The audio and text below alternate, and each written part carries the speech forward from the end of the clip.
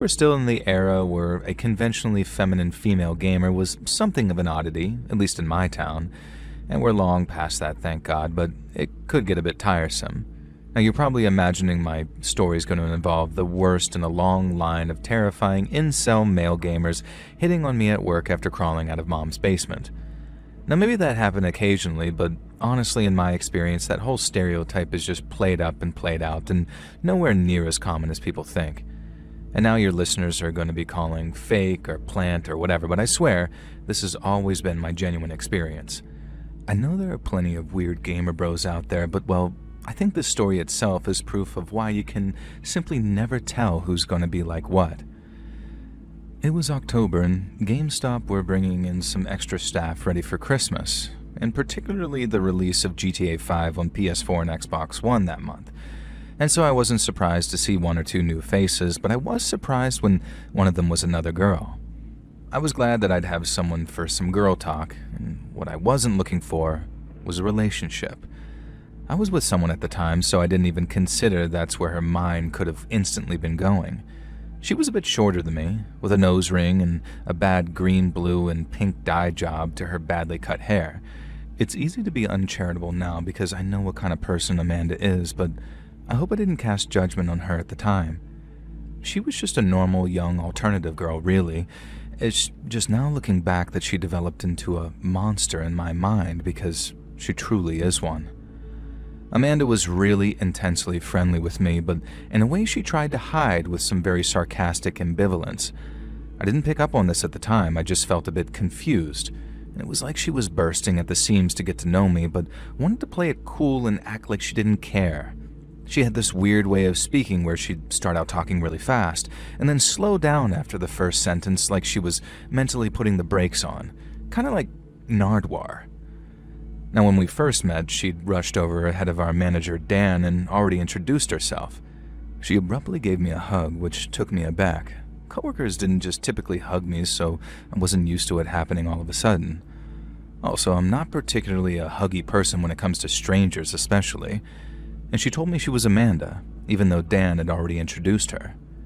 And then she said something like, "We're going to be working together. Isn't that so cool?"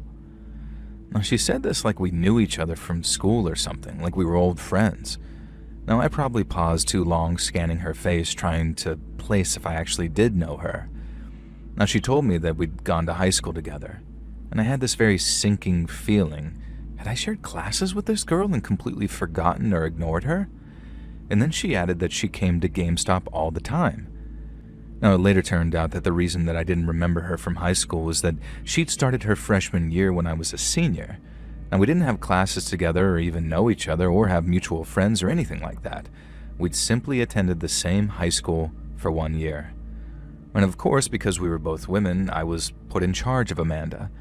Now, showing her the ropes and teaching her how to work the register, how to take inventory, the usual, I was kind of flattered that they trusted me enough to have another employee shadowing me, since I hadn't even worked there myself for 2 years. Now, things were fine with Amanda at first, if a little intense. She'd always stand right next to me when I showed her things, kind of pressed up against me, and she was almost a head shorter than me, but sometimes she'd lean in so close that I could even smell her breath. And God, her breath reeked. I don't know what it was. It wasn't standard bad breath. It was something that she'd eaten. I'm sure of it. Like boiled eggs or something, but I never actually saw her eating egg. It was unpleasant to the point of unbearable, and it took all my willpower not to recoil away on more than one occasion. Now, Amanda just did not click with me. I didn't enjoy her company or find her interesting to talk to. Amanda felt differently, though. She would constantly find excuses to talk to me or hang around on break and during work hours, and she would talk non-stop about things she liked, or movies she'd seen, or bands she listened to, and, of course, games she played. Now, I very quickly noticed a pattern with all the things that she talked about. She was constantly telling me things that she liked or hated, just bombarding me with information about things like she was trying to force her tastes on me in the weirdest of ways.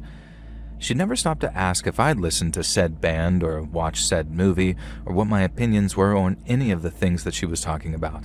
She would just sort of go on about how much she liked, say, One Direction or The Conjuring or Marvel movies or some such. I didn't really pick up on it at the time, but there was no defining genres or themes or any personalities to her tastes. It was like she was just sort of naming random popular things at the time to talk about that had no connection to one another or painted any real picture of her identity. If you've ever met someone like this, you'll know what I mean. Like they're not a real person.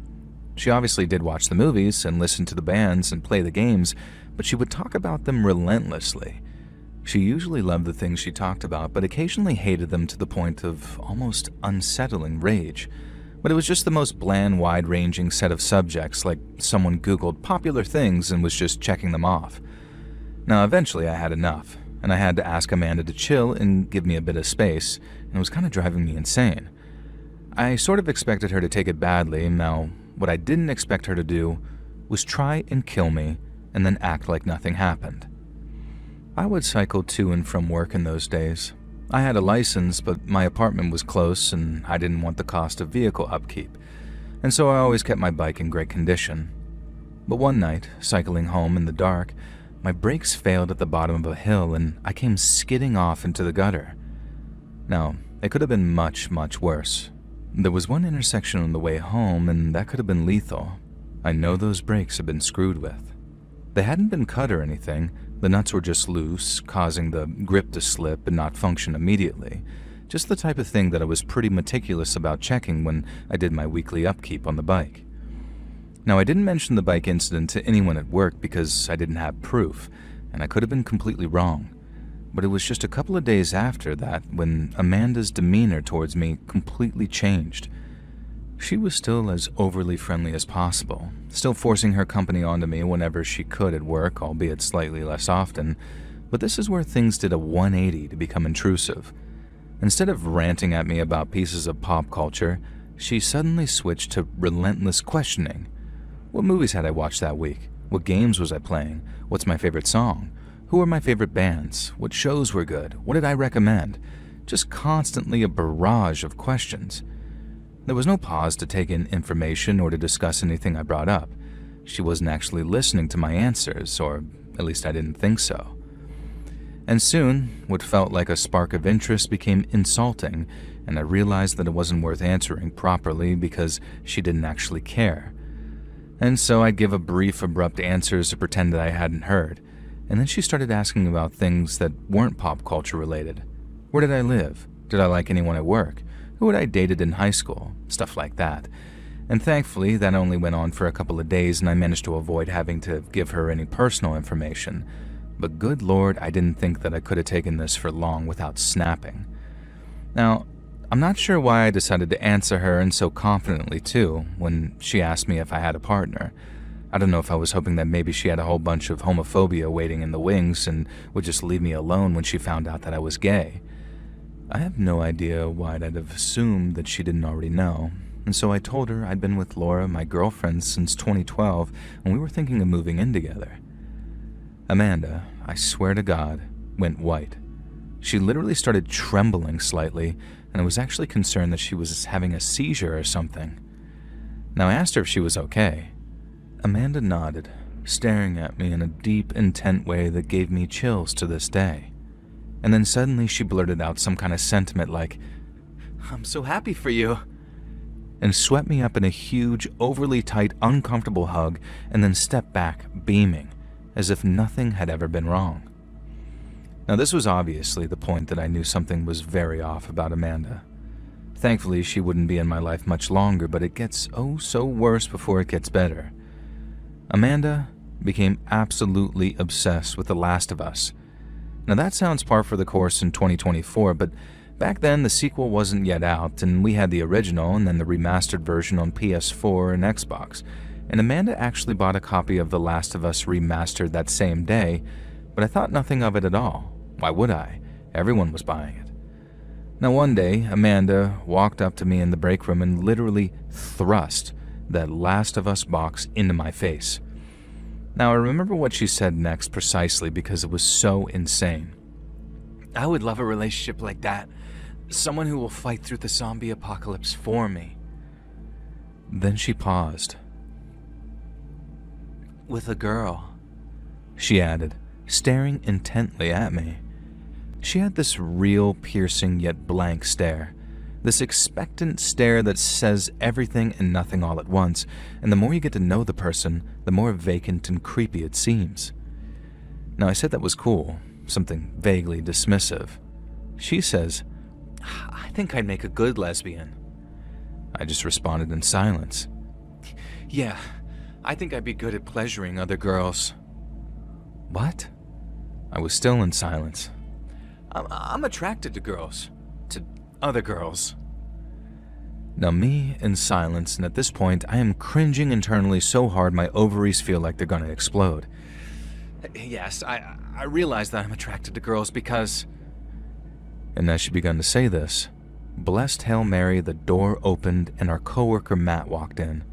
Now Matt is the goofy, cheerful type who takes nothing seriously, and you can never really get mad at him thanks to that. "Hey, I'm also attracted to girls," he said jovially. Now I could have kissed him at that point for absolutely decimating the tension. Man, if hateful looks could kill though. Amanda could have been on trial for murder at that point, as she glared at Matt in a way that I'd never seen anyone glare at anyone else before. Even Matt, completely unfazed by anything, stopped in his tracks. He was clearly taken aback and asked if something was wrong.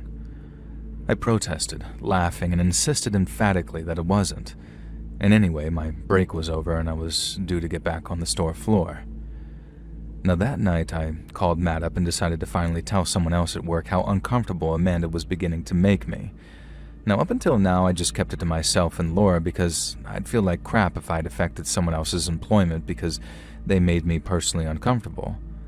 But today had just been super weird and creepy, and like Laura said, we'd be expected to immediately act if a guy behaved like that towards a woman.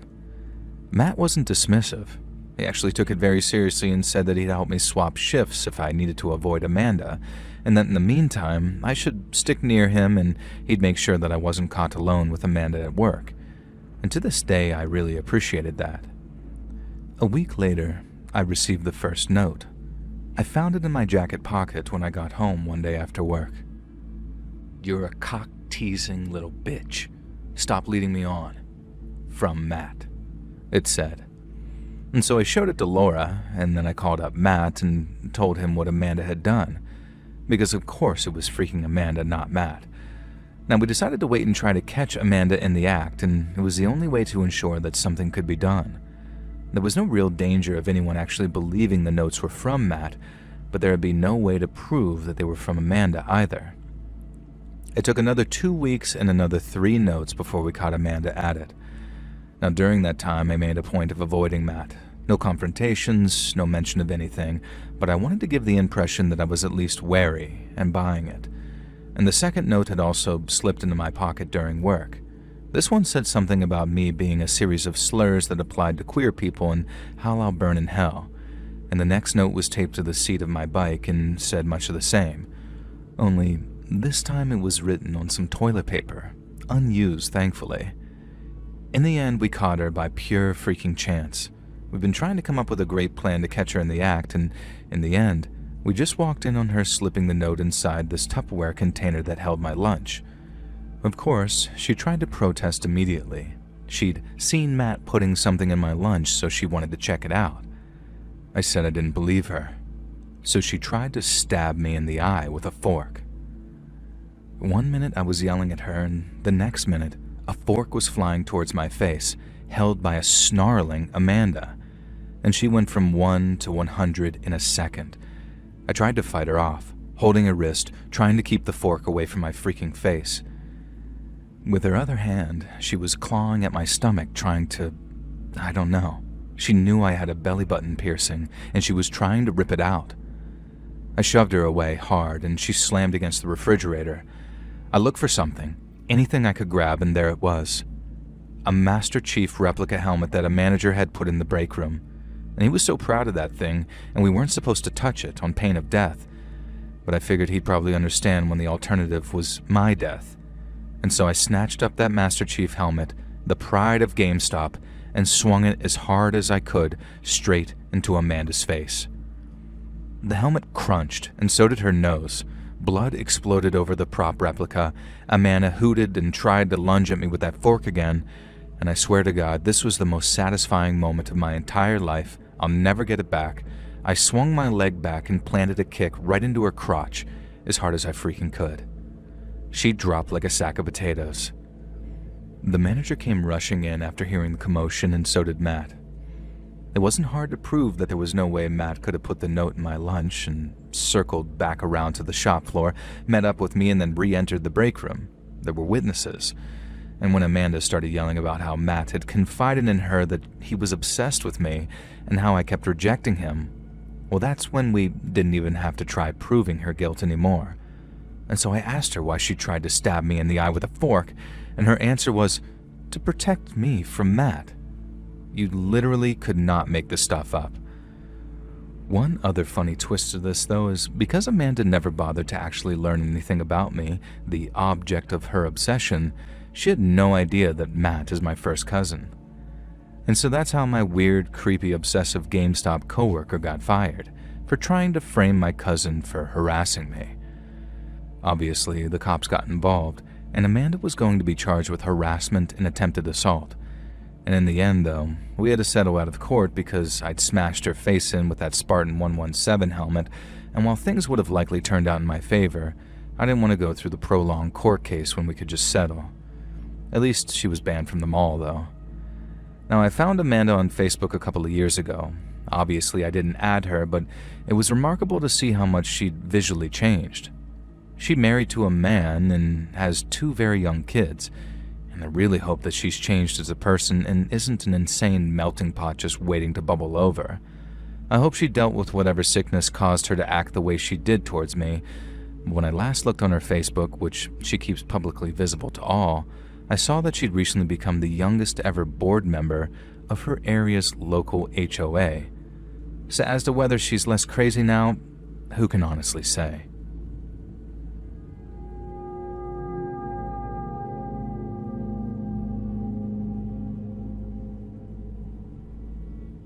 This is a pretty messed up story about something that happened to me in the late 2000s. This is the first time I put it all down on paper, even though I've shared this story privately a lot, so please bear with me. In the fall of 2008, I was in my senior year of high school in a small town near Atlanta. I just turned 18 and was a typical outgoing girl, I guess. Nothing really remarkable about me. I was just normal. I did gymnastics, I was dating a football player, not the team captain, but a solid player, and we weren't on track to be prom king and queen, but we were pretty popular and friendly kids. And I wasn't a beauty queen, but I was happy with how I looked. I always imagined that you had to be a really extra special to get a hyper-obsessed, dangerous stalker, and I couldn't have been more wrong. And I guess that's why I didn't take it too seriously when it started. Friday, September 26th. That date is ingrained into my mind because I've had to repeat it so many times in retellings and reports, and that's the day it started. The day Logan Nelson added me to MySpace. I didn't recognize him, but I accepted his friend request right away. And I wasn't very picky back then, and online security was far from a concern for my stupid self. Oh hey, someone who wants to be your friend? So you click accept and get the thrill of number go up. Now, I knew from the outset that this Logan Nelson's profile wasn't him. It was MySpace Tom crudely photoshopped with Joker makeup. And I guess MySpace Tom as the Joker amused me, so I accepted Logan's friend request and thought nothing of it. Later, I got an alert about a post on my MySpace wall. It was from Logan. And he said something like, "Hey, seen you around school. You seem cool." And I just replied asking if we had any classes together. Now, he replied with a simple yes, which was unhelpful, so I stopped replying and went ahead with enjoying my weekend. Saturday was the last barbecue of the year with the family and my boyfriend Kyle's fam, and the weather would be turning soon, so it'd be a time to put the grill into storage for the winter. My Uncle Chris, Dad's brother, famously grilled a mean steak, and our barbecues would inevitably turn into large neighborhood events, with dozens of people coming and going throughout the afternoon and evening. Towards the end of the night, when the various kids in attendance had settled down and things were a bit quieter, Kyle came up to me and asked who Logan was. I didn't immediately remember the guy who added me to MySpace, so I asked for some context. And Kyle let me inside and showed me a note stuck to the refrigerator with a magnet, and it said, "Hey Sandy, you look great today. good enough to eat. Logan. Creepy. So I remembered Logan Nelson from MySpace and told Kyle about him, and we tried to work out who Logan Nelson was and if we'd seen him at the barbecue. Now, Kyle eventually figured out that Logan could be this quiet, unassuming kid who had a few classes with us. He dropped by the barbecue at some time in the evening, Kyle said. This kid, if I was thinking of the right guy, was a band geek type. Certainly didn't strike me as the type of guy to leave a smutty message on my family refrigerator. And that night I posted on his MySpace wall asking if he'd left the message. And his reply was, "Oh, yeah?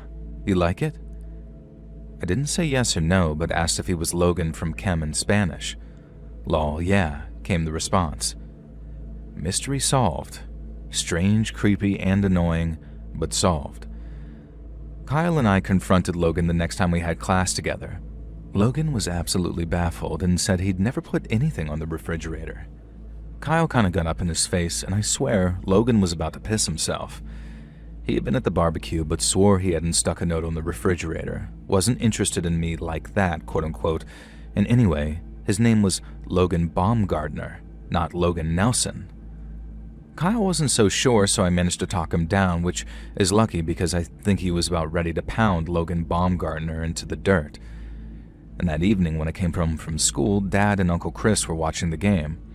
I asked Dad if he'd seen anyone come into the house during the barbecue, and the house was typically out of bounds during our BBQs except for people using the bathroom, so people went in and out but wouldn't linger. Dad couldn't recall seeing anyone in particular, but Chris said Kyle and a couple of his buddies had been hanging around the kitchen. Obviously, Kyle hadn't seen anyone suspicious, but I called him later that night and asked if he could check with his buddies, or see if any of them recalled the note on the refrigerator to try and pinpoint exactly when it had been posted. I was beginning to feel like a crack detective, and then everything simply cracked. The next evening, Logan Nelson posted on my MySpace wall saying something about how he wanted to see my insides. Now anyways, this was pretty clear in a concise thread, so I told my dad and Uncle Chris. Now they were both absolutely fuming. Uncle Chris, who at the time was working night security, offered to swing by the house regularly on his off nights and keep an eye out for anyone suspicious. No less than 2 days later, while me and my family were blissfully asleep, Chris reported catching an intruder peeping into my bedroom window. He'd leaped out of the car and gave chase, but this black-clad figure had apparently given him the slip while leaping through neighbors' gardens and over back fences into their yards. Chris had returned to his car and sat outside our house for the rest of the night, until we were up and awake and he could let us know what had just happened. I didn't really understand why at the time, but we decided not to call the cops the first time, and I was told that Chris and Dad decided that it would be better if we just handled it ourselves. This didn't make me feel very safe, but they knew best. And by this point, I blocked Logan Nelson on MySpace, but I kept receiving dozens of spam requests. I'd also received random friend requests and abusive messages on every messenger program I used, and it was really starting to terrify me, this guy watching me from somewhere. What about the nights when Uncle Chris couldn't keep an eye on the house? This guy could be outside looking in, and maybe one day he'd break in and take things further. I expressed my fear to Dad and Uncle Chris and suggested again that we just call the cops. Dad was taking my side, but Uncle Chris said that he had 2 weeks vacation from work and would be able to monitor the house a lot better. Now he suggested that we could handle the guy our way, and this seemed to win Dad over. They'd always been those kind of brothers. The spam and abuse online kept coming. Different accounts every day, different threats to my email before I blocked each and every one, threats of violence and worse, and it was driving me nuts and making me feel so unsafe. I begged Dad again to call the cops, and he finally agreed. Unfortunately, my paranoid ass had been deleting most of the emails and messages from the stalker, but I kept the note from the refrigerator and a couple of the latest emails. Dad and I took them to the station that afternoon. The female cop I saw was really helpful and sympathetic. Unfortunately, she explained that there wasn't much they could do with what we had, but told us to keep collecting information and evidence. They did take the note away for processing, but we'd all handled it so there really wasn't much of a chance of finding fingerprints or anything. That night, I awoke to a loud commotion in the backyard. The clock read after 2 in the morning, and I grabbed a robe and covered myself and then looked out. Uncle Chris was standing in the back, yelling and waving some kind of bat. Dad and I rushed outside. Chris was out there with a neighbor hollering about an intruder. When he calmed down, he told us that he'd caught a figure in a hoodie peering through my bedroom window. He tried to sneak up on that intruder but startled him and the guy ran off again. Then the neighbor came out, saw Uncle Chris in the backyard, thought that he was an intruder, and began to threaten him. Eventually everyone calmed down and Chris was trying to get Dad and the neighbor to go canvassing the streets with him, but in the end, they decided the guy must be long gone. Now the next few days were hell. The online abuse ramped up, and it seemed like no matter how many accounts I blocked, a new one would message me, and now the abuse had become more targeted too. Very few people knew this, but in my sophomore year, I suffered from an eating disorder and even spent a few weeks in a clinic during the summer break. I'd recovered fully, and only those closest to me knew about it, but it had been a long and hard road to get over, and at times I still felt those intrusive thoughts coming back. And so it was pretty unwelcome when my stalkers started calling me fat and obese, a pig, and a disgusting flesh monster, all sorts of lovely things. That dress you wore today doesn't fit you very well. Maybe try 10 sizes up, they'd say. Didn't know that they let pigs into our high school. Saw you in the cafeteria stuffing your face today. Disgusting. I hadn't even eaten in the freaking cafeteria that day. I hadn't eaten anything because the weight paranoia was coming back thanks to this stalker. Now, we filed reports with the cops about all this online abuse, but back in 2008, being an online target wasn't taken seriously at all by the law, even if the cops were sympathetic. And since we only had Uncle Chris's eyewitness account of a potential intruder, it was hard to escalate things legally. Now, Kyle tried his best to make me feel better, constantly telling me that I was beautiful and I shouldn't listen. And he knew about the eating disorder, of course, although we hadn't started dating yet when I was hospitalized for it. Kyle's attempts weren't really working, though, and I was falling back into the rabbit hole of hating myself. Now, one morning, I found a huge cake shoved into our mailbox. Flies were swarming around it, and the entire space in the mailbox was filled with disgusting cream frosting and stale baked goods. Now, it must have been done before our mail arrived because the mailman alerted us about it. And that same day, I received a bunch of spam emails asking if I enjoyed the cake, with things like oink oink written in them and then photos of pigs. Uncle Chris was still on his vacation days, so he promised to up his patrols, and he said he hadn't been there the night before due to a date, which I couldn't really hold against him. That night, though, every time I peeked out my window, I saw him sitting in his car, either reading or napping, and it did make me feel safer.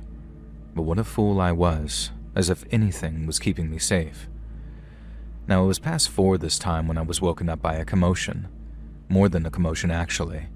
A rock came hurtling through my window, smashing the glass and sending a shard flying right past my leg and even cutting me slightly. I screamed and ran into the house. Mom and my siblings were already cowering in the living room and Dad was unlocking the gun cabinet. I'd completely forgotten my little sidearm in my bedroom safe, so much for that. And Dad ran outside, and against my mom's wishes, I followed him. Uncle Chris was out there again, and this time surrounded by a bunch of neighbors. Chris had a wild story to tell. He'd driven to the Piggly Wiggly to grab some snacks and got caught up chatting to the kid working the register. Now, Uncle Chris was kind of like that. He could somehow strike up a conversation with anyone, and so he drove back to his stakeout and caught a creeper staring into my window again. And without thinking, Uncle Chris said that he leaped out of his car, swiped up a rock, and hurled it at the intruder. He missed, of course, and that's what had smashed my window.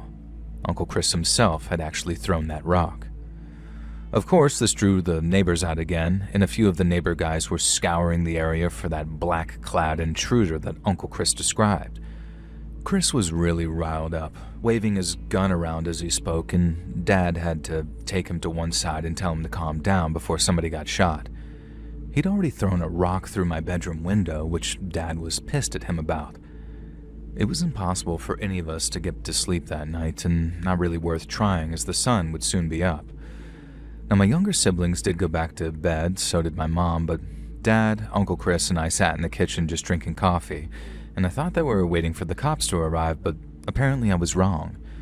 And that's when Uncle Chris dropped a bombshell. He said that he couldn't be sure. He stressed this over and over again, but he wanted to tell me just in case. He said that when he threw the rock, that peeping Tom had turned and his mask had slipped, and Chris had gotten a glimpse of a face that he was sure was Kyle. My boyfriend, Kyle. Kyle, my boyfriend, my stalker?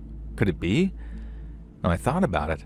None of the online abuse had come through exactly when I was with Kyle, and the note had been left on the refrigerator when Kyle was in and out of the house. Kyle knew about my eating disorder. But why? Why would Kyle, the guy I loved, do this to me? No, Uncle Chris had to be wrong. Kyle wouldn't have the time or energy to make all these fake accounts, do all this harassment, shove a cake into my mailbox. Uncle Chris could have seen any white, normal-looking teenage boy and jumped to conclusions, and Kyle wouldn't do this to me. I mean, he wouldn't, would he? Now, I didn't want to raise the issue with Kyle. I was still very insecure, and I was worried that even asking him about it might cause him to break up with me. It's dumb, I know, and Kyle must have been able to tell that I was distant with him, though, because he asked what was up between us when he called me on Friday night. And I just broke down and told him how bad I was feeling because of the stalker, how insecure and scared that I was, and I mentioned that I felt so unsafe at school, knowing that this guy was watching me from somewhere at every turn, and wanted to try to fish for any clues that Kyle might feel guilty. And that's when Kyle pointed out something interesting. He said something like, "Well, the stalker hasn't actually done anything at school, right?" And when I thought about it, he was right. All the harassment had taken place in and around my home, and I never received any anonymous notes in my locker, nothing slipped into my coat or bag during school. And the stalker had left a note in my home, filled the mailbox with cake, and been caught lurking around my bedroom window by Uncle Chris a couple of times. "There's no actual proof he goes to school with us," Kyle had said. And then I thought about the messages. They would be sent to my email, my MySpace profile, Friendster, etc., and I never really paid attention to when they were posted, just when I received them, which was after I returned home from school. I'd been saving them for the police reports, so I went back and checked while on the phone with Kyle, and the messages that were timed or dated had all been posted at random times throughout the day, although never mid-morning. Whoever it was knew certain details, though, like what I'd worn to school some days, and then Kyle reminded me about other details that were wrong, like the time the stalker had given me crap for stuffing my face in the cafeteria when I hadn't even eaten my lunch in the cafeteria that day. And this revelation didn't make things better, though. If anything, it just widened the pool of suspects to an almost impossible size. Now, this really caused me to start panicking, and I broke down on the phone and started crying and hyperventilating. Kyle insisted that he was coming over there and then, and we lived across town, and it was nearly midnight, so I told him not to. But he was insistent. He wanted to check on me, so I hung up the phone and waited for him. I'm feeling good that I had a boyfriend who dropped everything on a Friday night to come and see me. I was checking my messages that night, hoping that something would come through while Kyle was on the drive over, proving that he wasn't the one sending the abuse. Now, by this point, I was pretty certain he wasn't, but the confirmation would have been nice. I got the confirmation that night, but not in the way that I could have ever expected. I was reading, I think, when the commotion sounded from outside. This was beginning to become a routine now. Yelling, shouting, and then a crash. I rushed to the window. Kyle was struggling with someone on the lawn. They were both rolling around out there, and neighbors were already beginning to emerge.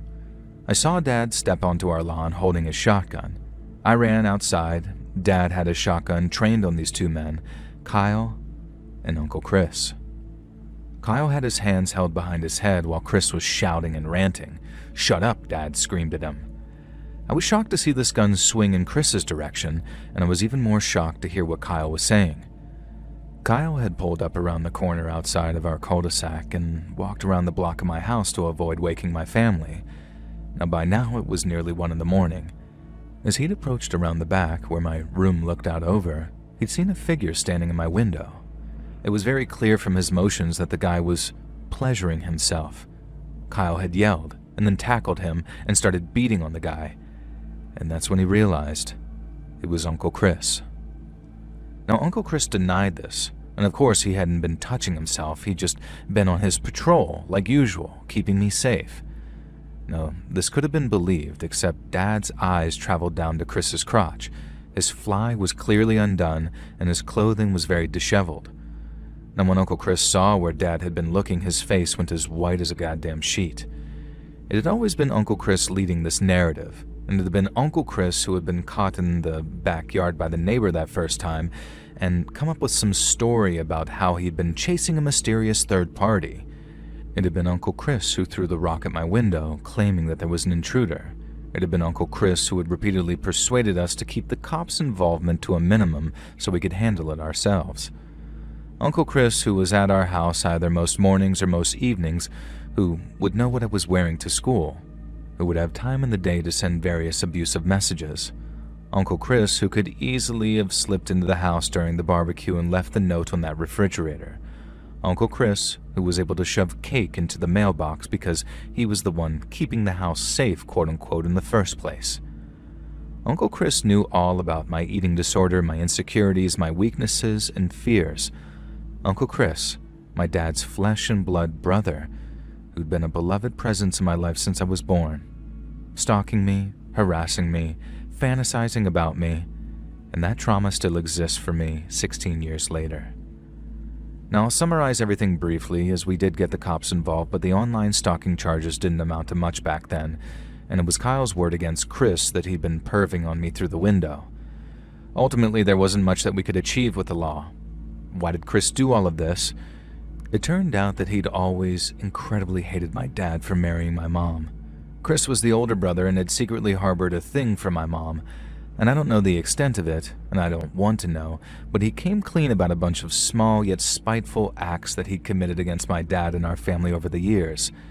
Accidents that weren't really accidents, damage around the house that happened mysteriously, neighborhood kids keying Dad's car, all sorts of amounts of small yet terrifying incidents, and then apparently when I hit 18, I quote-unquote blossomed into looking too close to Mom, and that made him hate me too, as well as apparently, well, yeah. So he decided to hurt our whole family in one evil go. And after all this came out, we've never seen Chris again. Dad had passed away 10 years later and Mom just a couple of years ago. My two siblings were doing well as they both lived overseas and haven't heard from Chris. As for me, the event destroyed my trust and my life. And Kyle and I didn't stay together for much longer after that because I simply couldn't bring myself to trust anyone close to me at all. Chris had been like a second father figure to me, and to say that I took all this hard would be an understatement. It was devastating. There's no happy ending. It just makes me sad that Dad never lived to see Chris put in the ground. That's happened now, though. And apparently he listed me as his closest living relative because a few weeks ago I was informed that Chris had died in a motorcycle accident a few states over. Apparently he was strung out on meth and showed signs of long-term addiction. I don't think I'll have any more involvement than being informed, but I'm glad to know that he's gone, and I hope it was painful. I have moved on and I have a partner and family of my own, and I'm just very grateful that my kids can't grow up with a terrifying paternal uncle, because my husband is an only child.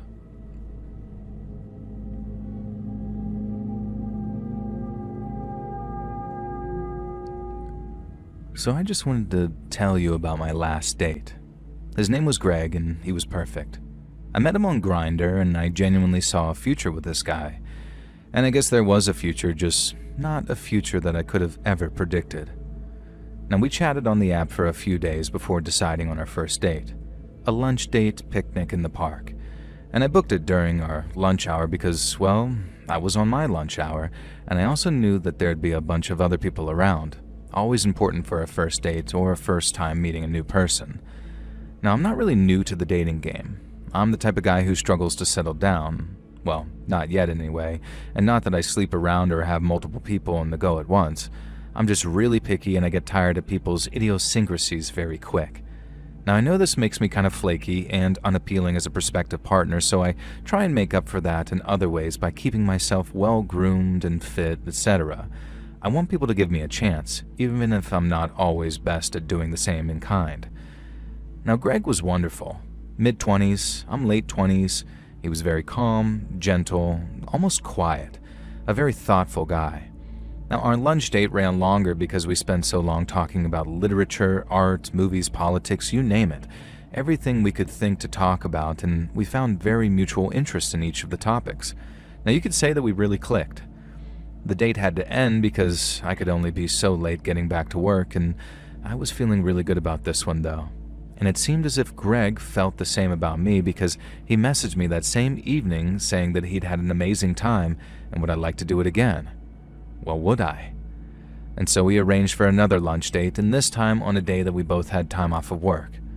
Now, I work as a junior lawyer at a firm, and Greg, well, he told me he worked in fashion. Who really knows, though?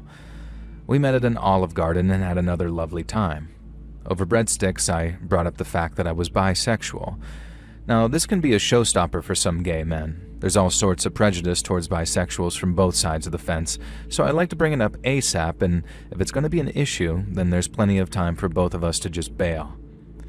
Now, Greg seemed completely unbothered by this and even asked about previous partners, whether I thought it was easier being bisexual than gay or straight, and he told me he'd always considered that it would be harder for a variety of reasons.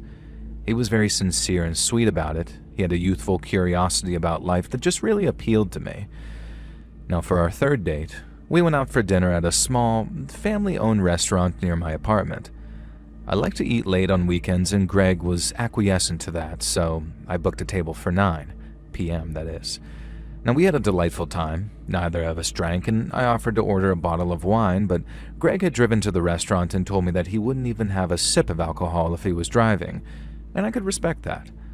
And so the night played out wonderfully. It was just past midnight when we went out to the parking lot, and there, pressed against Greg's car, we shared our first kiss. I genuinely felt sparks, and it was wonderful. Which is why I was a tiny bit puzzled when Greg bid me a good night, got into his car, and drove off. He didn't even offer me a ride home or anything. I've been planning to invite him in, actually. And still, it didn't get to me too much, though. The kiss had clearly been full of passion, and I don't think Greg had lost interest. He was probably trying to play it coy and hadn't quite landed it. And by the time I'd walked a few blocks, I'd convinced myself it was just that. And when he sent me a message a couple of minutes later thanking me for an amazing night and implying that next time it should be an overnighter, my fears were alleviated. At least, my fears about Greg. The route back from that restaurant was about a half-hour's walk through suburbs, but in between the restaurant and my suburb, there was a shortcut through a forest path that would save about 10 minutes of walking.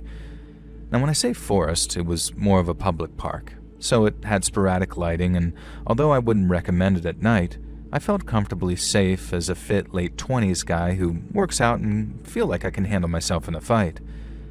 Now, that didn't stop me from feeling jumpy when I kept hearing twigs cracking behind me, though. I'd walk a few feet and turn, and absolutely certain that I'd heard rustling in the undergrowth. I'd walk a bit more, and suddenly branches would swish and a stick crunches, spin around again, and nothing. That kind of thing. Was there a shadow lurking past the tree line? I couldn't be sure, and instead I just stuck my head down and kept on walking through those woods. I heard a crack. Oh, there's definitely somebody there, and I called out. "Hey, you got a problem, buddy?" It was a stupid thing to say, and all I got back was silence. Now, I stuck my hands in my pockets and just kept on walking. It was the middle of last summer, but a sudden chill had gone through my spine. There were these light patters of rain beginning to hit my overcoat. Perfect, I thought. I sped up, convincing my inner machismo that it was due to the rain, not the fear of being stalked. Now, thankfully, I exited the forest and began walking the few blocks to the small, single-story suburban house that I'd purchased from my parents when they moved to Florida. And I glanced around nervously over my shoulder and saw someone lingering under a streetlight. He wasn't looking in my direction, and he could have been anyone, but he hadn't been there when I walked past. And now it looks like he was standing still. I pretended to check my phone, keeping an eye on this guy, and I couldn't see his face, but he looked pretty built. Or maybe he was just wearing layers, it was hard to tell. My night vision isn't the best, and he was right under the street lamp. Now, the best thing to do, I decided, was just ignore him, but I did reach into my pocket and grip my keys as a sort of makeshift weapon. Now, 3 more times on the walk back, I became absolutely certain that I was being followed. Every time I'd whip around and nobody would be there, except I'd always see leaves fluttering as if they'd just been disturbed, or a bush seemed to be swaying as if someone had brushed past it. But I thought it was the wind. Now, one time again, I called out asking if anyone was following me, and the porch light of a nearby house flicked on. I wasn't sure if it was a motion sensor or whether I'd just woken somebody up, so I kept on going. Now, I finally arrived home. My car was sat in the driveway, and I could see that the living room light was on through the huge bay windows that looked into the front yard, and I let myself in with my key. "Honey, I'm home," I yelled. It was sort of a reoccurring joke, but I was also kind of trying to reassure myself. My roommate Meg, not a real name, but she does love Family Guy, was up and, as usual, was burning the midnight oil and working on her dissertation. And that was her excuse anyways, as she was really just wanting the details of my date.